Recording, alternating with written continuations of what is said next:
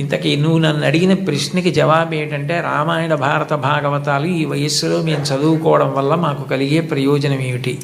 నేను నీకు ఒక్క విషయం చెప్తాను, నీకు అర్థమైపోతుంది. నేనేం పెద్ద దాని గురించి ప్రసంగం చేయక్కర్లా. మహాభారతంలో శల్యుడు అని ఒక ఆయన ఉన్నాడు.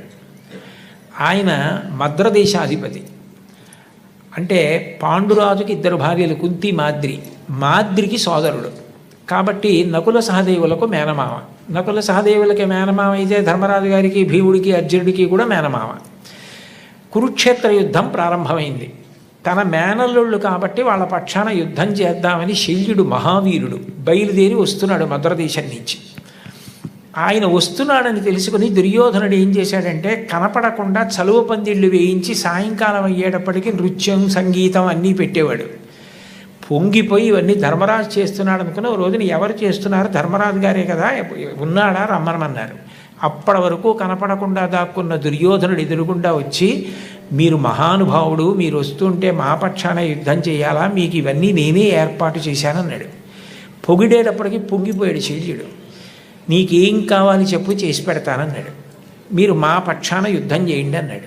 తప్పకుండా చేస్తానన్నాడు. దేనికి బయలుదేరాడు? పాండవుల పక్షాన యుద్ధం చేయడానికి బయలుదేరాడు. పొగిడి 4 సత్కారాలు చేసేటప్పటికీ అది వదిలేశాడు. కౌరవుల పక్షాన యుద్ధం చేయడానికి వెళ్ళాడు. పోనీ వెళ్ళిన వాడు ఏం చేయాలి?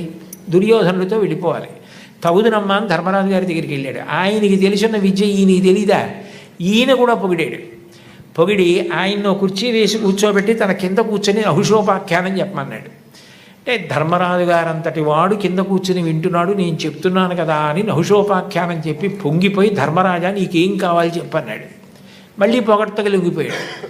ధర్మరాజు గారు అన్నాడు, మీరు ఎటు అక్కడ మాట ఇచ్చారు కదా, అక్కడే యుద్ధం చేయండి. మా పక్షాన కృష్ణుడు అర్జునుడికి సారథ్యం చేస్తాడు. మళ్ళీ కృష్ణుడితో సమానమైన సారథి మీరే కాబట్టి మీరు అక్కడ కర్ణుడికి సారథ్యం చేస్తారు. చేసినప్పుడు కర్ణుడికి మనశ్శాంతి లేకుండా అదే పనిగా నింద చేయండి. నింద చేస్తే కర్ణుడికి బుద్ధి కేంద్రీకరణ పోతుంది, అంటే కాన్సన్ట్రేషన్ పోతుంది. పోతే కర్ణుడు చచ్చిపోతాడు. మాకు అది చాలు, ఆ ఉపకారం చేయండి అన్నాడు. తప్పకుండా నీకు ఈ ఉపకారం చేసి పెడతానన్నాడు. నిజానికి శల్యుడు కానీ కృష్ణుడు కానీ ఆ రోజుల్లో సారథ్యం నేర్చుకోక్కర్లా. ఇందాక ఆ పాప అడిగిందే, అది వాళ్ళిద్దరికీ హాబీ.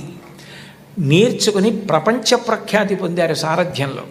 కృష్ణుడు విలువకి కట్టుబడి అర్జునుడికి సారథ్యం చేసి అర్జునుడిని కాపాడి పార్థసారథి అని బిరుదు పొందాడు. శల్యుడు కర్ణుడికి సారథ్యం చేసి ధర్మరాజుకి మాట ఇచ్చానని అదే పనిగా కర్ణుడిని విమర్శించి నింద చేసి కర్ణుడు చచ్చిపోవడానికి కారణమై, చచ్చిపోయిన తర్వాత కాళీరథం పట్టుకుని దుర్యోధనుడి దగ్గరికి వెళ్ళి, పాపం కర్ణుడు గొప్పవాడే కానీ చచ్చిపోయాడు అన్నాడు. అందుకని ఇప్పటికీ మన పక్షాన ఉండి మనని విమర్శిస్తూ మనని పాడు చేయడానికి ప్రయత్నించేవాడిని వీడి శల్య సారథ్యం రా అంటారు. దేనికి పనికొచ్చింది శల్యుడి విద్య? పొగట్టకి లొంగిపోవడం ఎంత ప్రమాదకరమో, నువ్వు ఎంత గొప్పవాడివైనా పొగట్టలకి లొంగిపోయే బలహీనత ఉంటే పాడైపోవడం కాదు, కాలం ఉన్నంత కాలం అపకీర్తి ఉండిపోతుంది. శల్యసారథ్యం అని పేరుండిపోయినట్టు. కాబట్టి నేను వృద్ధిలోకి రావడమే కాదు, పొగట్టలకి లొంగకూడదు. అలాగని పెద్దల ఆశీర్వచనాన్ని వదిలిపెట్టుకోకూడదు. ఇది గుర్తుపెట్టుకోవాలంటే మహాభారతంలో శల్యుడి కథ పనికొస్తుంది. అప్పుడు చిన్నపిల్లాడికి భారతం అక్కర్లేదని ఎవరంటారు? నువ్వు అది బాగా నీకు వంట పట్టిందనుకో, నువ్వు జీవితంలో వృద్ధిలోకి వస్తావు. రేపొద్దున నువ్వు ఎంత గొప్పవాడివైనా నిష్కారణంగా పొగిడితే లొంగవు. పెద్దలైన వారు నిన్ను వచ్చి మంచిగా మర్యాదగా ప్రేమగా మాట్లాడితే వాళ్ళ ప్రేమని నువ్వు అర్థం చేసుకోగలవు. అప్పుడు నువ్వు వృద్ధిలోకి రావడానికి కారణమైందా లేదా? కాబట్టి రామాయణ భారత భాగవతాది గ్రంథములు మంచి మంచి గ్రంథములు ఎక్కడ ఏ భాషలో ఎందులో ఉన్నా చదివి మంచి స్వీకరించి వాటిని జీవితంలో అనుష్ఠానంలోకి తెచ్చుకోవాలి.